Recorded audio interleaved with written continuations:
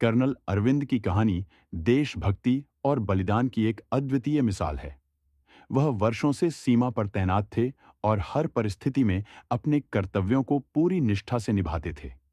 उनकी देशभक्ति और साहस ने न केवल उनके परिवार को, बल्कि उनके साथियों और समूचे देश को प्रेरित किया। उनके परिवार में पत्नी सुमन और बेटा आरव थे। सुमन एक दृढ़ और समर्पित महिला थीं, जिन्होंने हमेशा अपने पति के कर्तव्य को प्राथमिकता देने की भावना को समझा और उन्हें हर कदम पर संबल दिया। आरव डॉक्टर बनने की तैयारी कर रहा था और अपने पिता के अनुशासन और समर्पण से हमेशा प्रेरित रहता था। एक दिन सीमा पर हालात बेहद तनावपूर्ण हो गए। दुश्मन के लगातार हमलों से सीमावर्ती इलाका खतरे में था। कर्नल अरविंद ने अपने जवानों के साथ मोर्चा संभाला और उन्हें हिम्मत दी। दुश्मन की गोलियों की बौछार के बीच उन्होंने न केवल अपनी टुकड़ी का नेतृत्व किया, बल्कि अपने साथियों के हौसले को भी बनाए रखा। ऐसे ही तनावपूर्ण माहौल में कर्नल अरविंद ने अपने परिवार को एक आखिरी खत लिखा, जो उनके जीवन का सबसे भावुक और प्रेरणादायक दस्तावेज बन गया। प्रिय सुमन और आरव, जब तुम यह खत पढ़ रहे होगे, तब शायद मैं अपने कर्तव्य का पालन करते हुए देश की मिट्टी में समा चुका होऊंगा। सुमन, तुमने हमेशा मेरा साथ दिया है और हर मुश्किल घड़ी में मेरा संबल बनी हो। मैं तुम्हारा आभारी हूं। आरव, तुम मेरे गर्व हो। मैंने तुम्हें हमेशा यह सिखाया है कि देश प्रेम सबसे बड़ा धर्म है। आज मैं उसी धर्म की रक्षा के लिए यहां खड़ा हूं। अगर मैं वापस न लौटूं, तो मेरे बलिदान को याद रखना और इसे अपनी कमजोरी नहीं, बल्कि ताकत बनाना।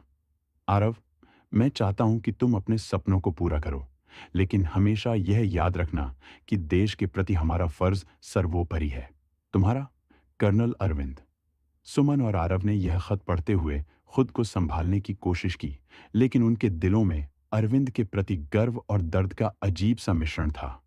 सुमन ने अपने आंसुओं को पोंछते हुए आरव को गले से लगा लिया और कहा, तुम्हारे पिता ने हमें गर्व करने का अवसर दिया है।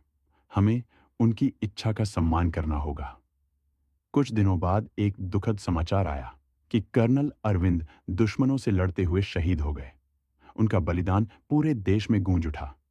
उनके अंतिम संस्कार में देश भर से लोग श्रद्धांजलि देने आए। उनकी वीरता की कहानियां हर किसी की जुबान पर थीं। इस घटना ने आरव के जीवन को पूरी तरह बदल दिया।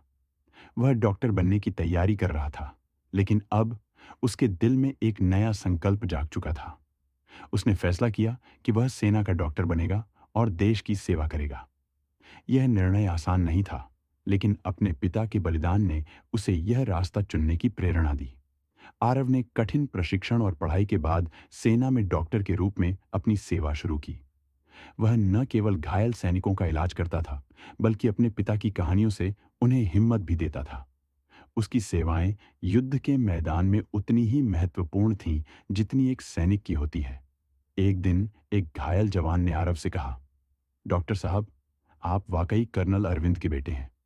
आपके अंदर भी वही जज्बा और समर्पण है। यह सुनकर आरव की आंखों में गर्व के आंसू आ गए। उसने महसूस किया कि उसके पिता का बलिदान व्यर्थ नहीं गया था। आरव की कहानी पूरे देश में प्रेरणा का स्रोत बन गई। लोग उसकी देशभक्ति और समर्पण की मिसाल देते थे। सुमन ने भी अपने बेटे के इस निर्णय को पूरे मन से स्वीकार किया और उसे हर कदम पर अपना समर्थन दिया। एक दिन सेना के मुख्यालय में आरव को विशेष सम्मान समारोह में आमंत्रित किया गया। वहां उन्होंने अपने पिता कर्नल अरविंद की वीरता और देशभक्ति की कहानियों को साझा किया। उनकी आवाज में गर्व और भावुकता साफ झलक रही थी। कार्यक्रम के बाद कई युवा सैनिकों ने आरव से कहा, आपके पिता की तरह हम भी देश के लिए अपना सर्वस्व देने के लिए तैयार हैं। यह सुनकर आरव का हृदय गर्व से भर गया। कर्नल अरविंद का बलिदान और आरव की देशभक्ति यह साबित करती है कि सच्चा प्रेम और समर्पण कभी व्यर्थ नहीं जाते। देश के लिए दिया गया बलिदान आने वाली पीढ़ियों को प्रेरित करता है और उन्हें अपने कर्तव्यों के प्रति जागरूक बनाता है। आरव की यात्रा इस बात का प्रमाण थी कि पिता की विरासत को सही मायनों में आगे बढ़ाने का सबसे अच्छा तरीका यही है कि उनके आदर्शों को अपने जीवन में आत्मसात किया जाए।